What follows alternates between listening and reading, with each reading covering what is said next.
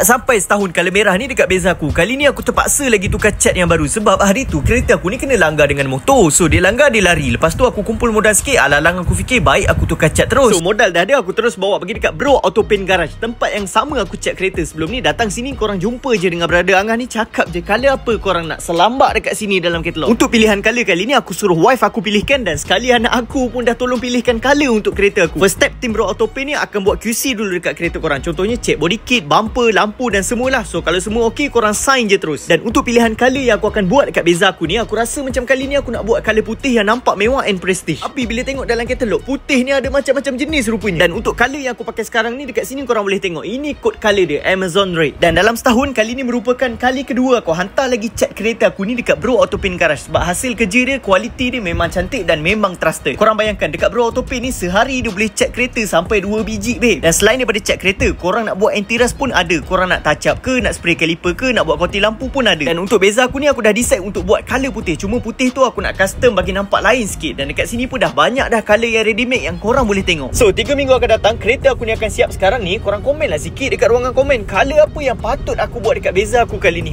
And korang jangan lupa stay tune nanti.